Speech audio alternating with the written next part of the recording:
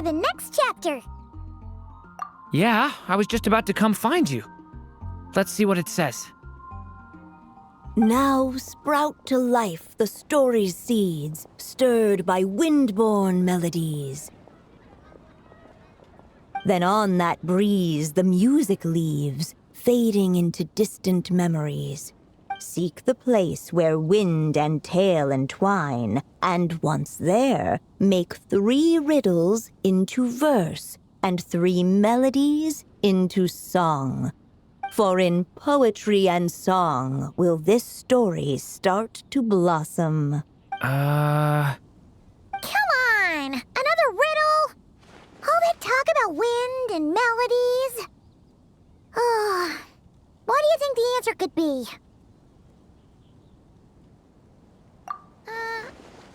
Oh! Care to elaborate? Wind? Music? Poetry? Tone-deaf bards gotta know the answer. You mean Lord Barbados? Albedo introduced us when I first arrived in Mondstadt. I mean, someone like me was bound to catch his eye sooner or later. It's better that it's out in the open anyway. Now, how should we track him down?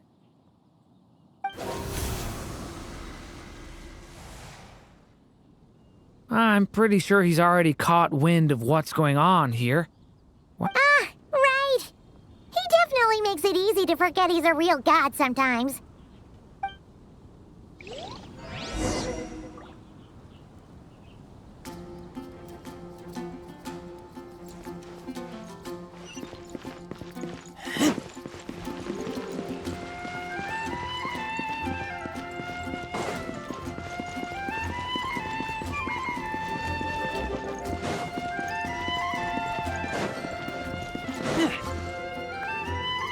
Traveler, Paimon! What a sight for sore eyes!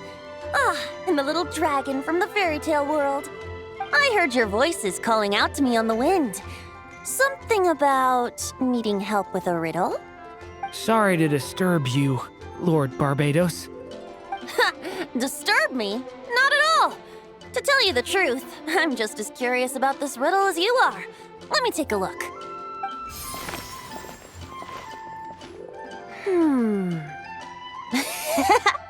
What is it? Did you figure out the answer? 3 riddles and 3 melodies. That sure takes me back. The answer you seek lies hidden in memory. Looks like running to Tone-Deaf Bard was the right call after all. Long ago, those mages came to Mondstadt, seeking to test their strength against mine. But I replied, let us make music, not war, and resolve our conflicts through song. So I strummed my lyre and sang them this verse.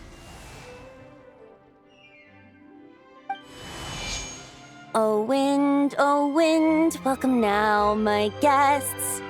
Pass through verdant leaves unseen, where shape your formless self may take, and offer up a graceful scene, a fleeting gift for welcome's sake.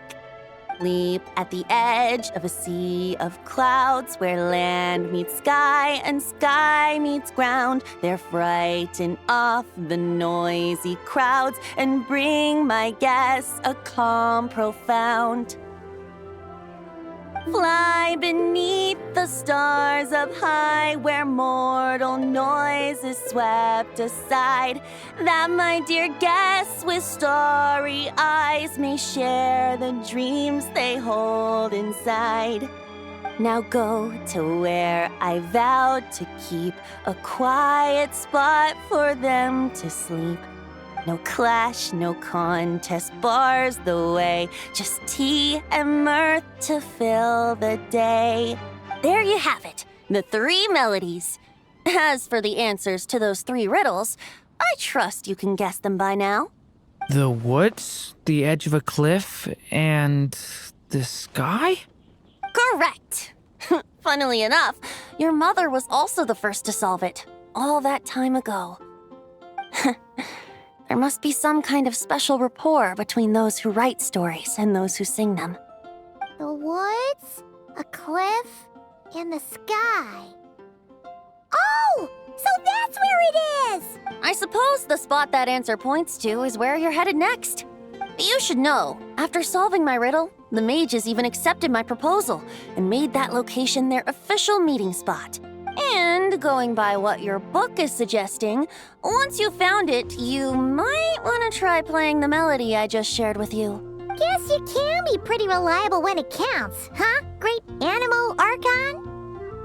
Thanks for the help, Lord Barbados. Still got questions for me, huh? Yeah, you must have read countless tales in your time, being a wandering bard and all.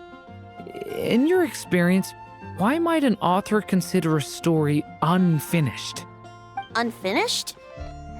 Well, I guess if there's something left to accomplish in the story, or, if the last line goes, "To be continued." Huh? Wow, your helpfulness lasted for like 1 second. In all seriousness, I would think the answer to that question lies in your mother's story itself. It's not my place to pry any further. All right then, we should get going.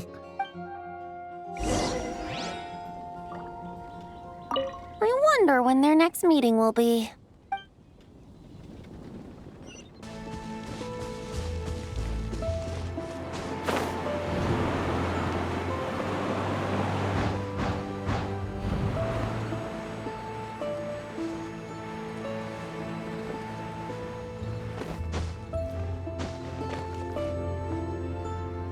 Okay, we're here! Now, we just need to play the 3 melodies, and we should be able to gather the memories for the next chapter, right? A musical performance? Huh. Out of all the things Miss Lisa has taught me, that's the one I'm worst at.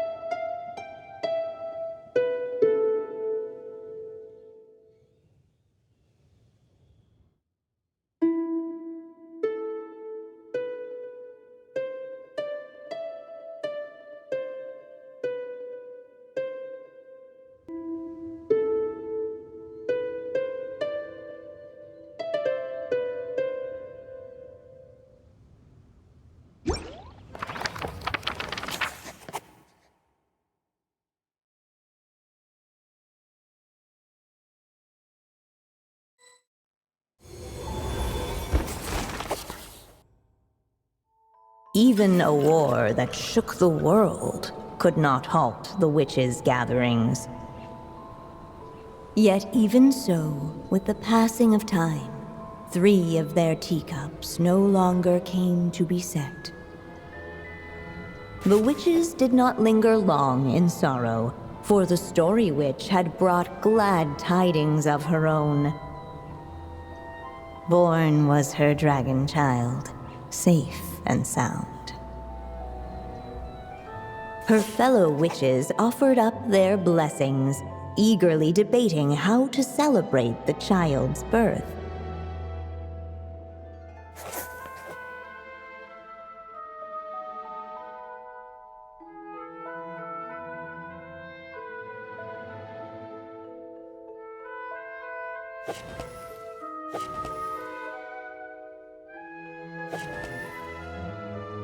In the end, they settled on the sweetest candy they could find. After all, what could be sweeter than the arrival of new life? And so, the witches' gathering turned into a birthday celebration.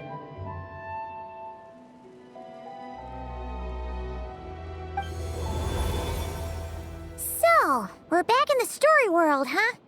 As if from nowhere, new guests appeared at the witches' table. Perhaps they too had come to celebrate the dragon child's birthday. Yet while everyone else was busy thinking about what kind of gift to offer, these three seemed to have come empty-handed. Hardly the recipe for a warm welcome to a birthday party, now is it? A gift? Hey, what's this all about? We only just found out this was a party. While the guests voiced their complaints and grievances, perhaps they should have been wondering what kind of gift to give instead. So, we need to bring a gift to advance the story? Ugh, but where are we supposed to get something like that? Perhaps it would be a good idea to have a look around. Why didn't you just say so?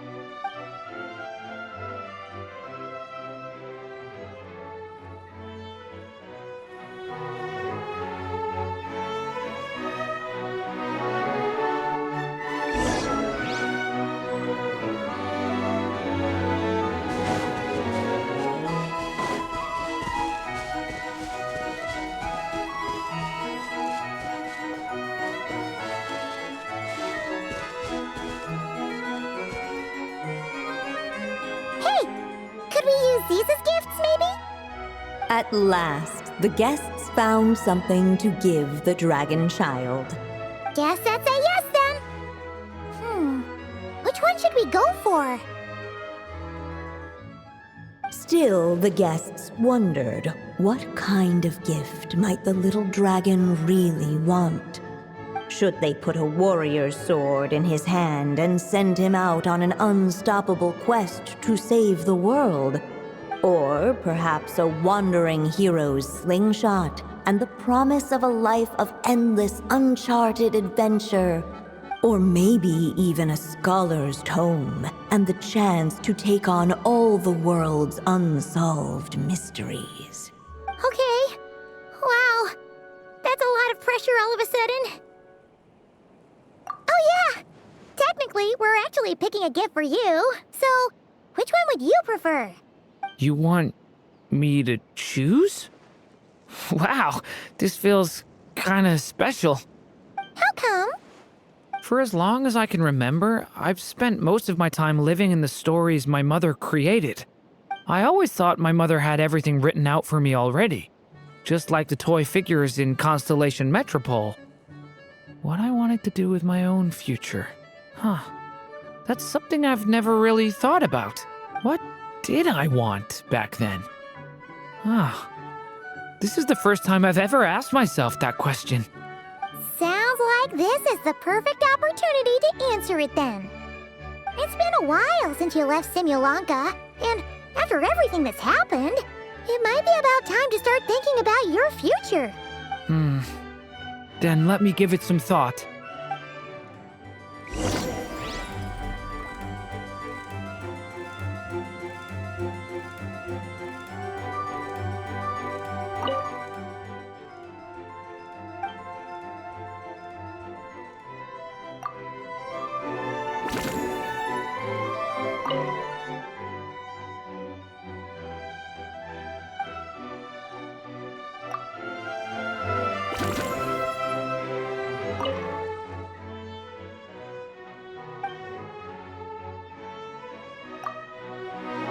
The guests hesitated, and not without good reason.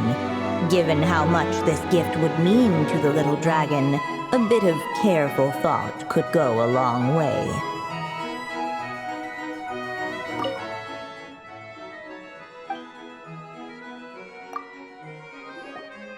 In the end, the guests settled on the Scholar's Tome. So you're the scholarly type, huh? I just feel like I should learn more about the way the world works. What makes you say that?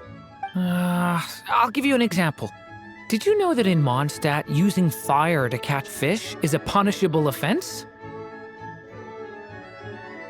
I thought she was just teaching me regular hunting techniques. It was only after Master Jean caught me and sent me to solitary confinement that I realized I'd misread the situation. So much of what's considered common knowledge in your world just wasn't in Simulanka. So I have to learn, or I'll keep causing trouble for everyone else. Paimon-san not sure that counts as common knowledge.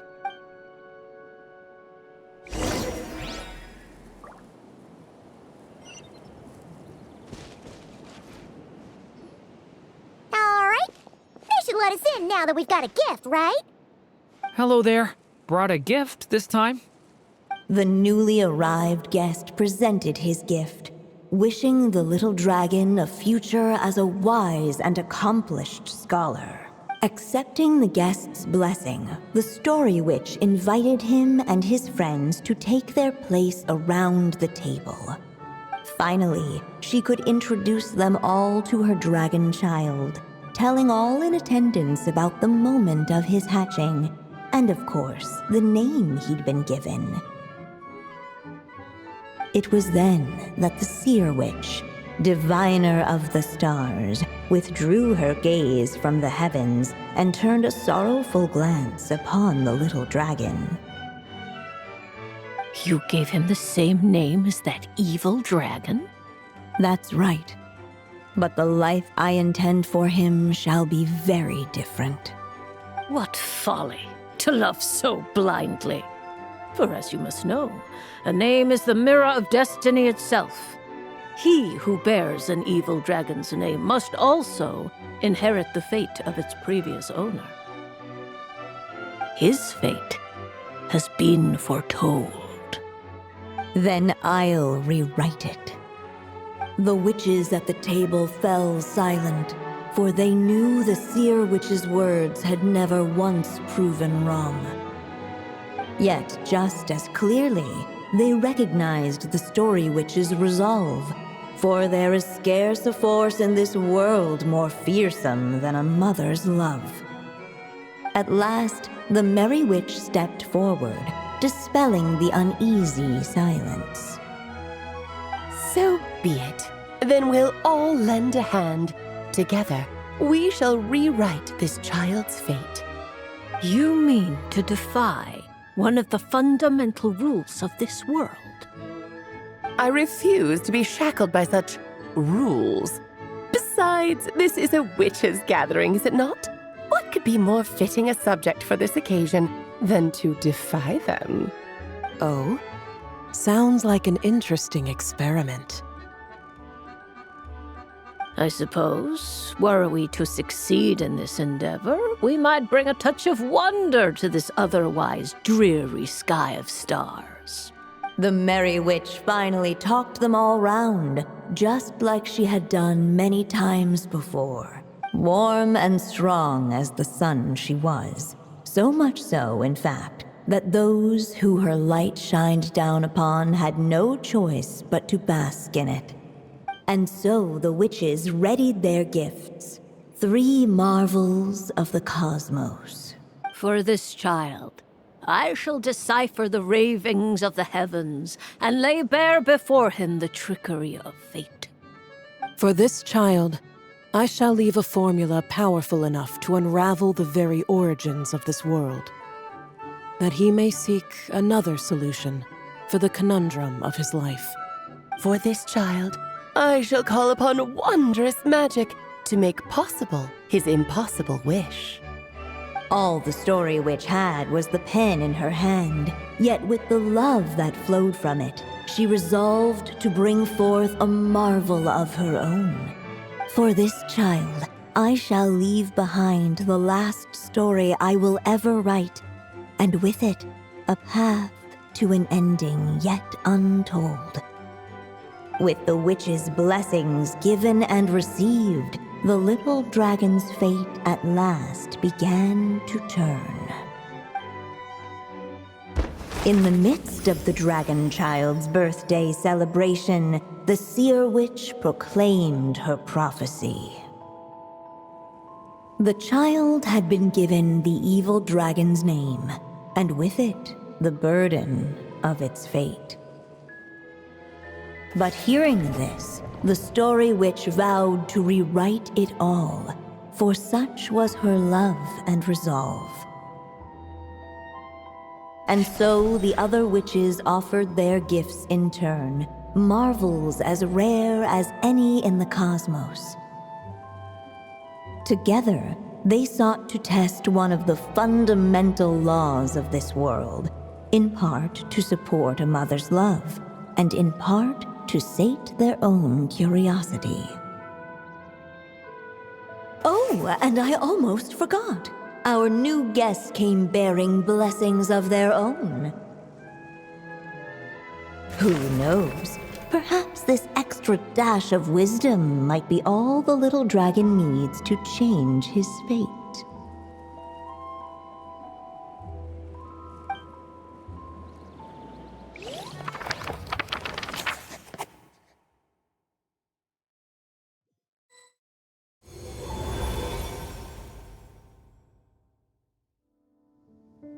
Yep, looks like we've completed this chapter too. Those witches in the story were the mages of the Hexen Circle, right? They sure seem to care a lot about you, Durin. But, Paimon kinda had trouble following their conversation. Just a bunch of mystery, as usual. The evil dragon's fate. Oh, is that what you're worried about? But didn't we already take care of that? Ah, the mages must have had a hand in that, too. Also, I was just thinking, which part of the story are we even meant to be completing? Oh, it feels less like we're filling in the gaps and more like we're adding something new altogether. But we use the ink, right? And the book hasn't given us any more clues, so that must mean our task is complete. At least for now. Yeah, I guess we're doing something right.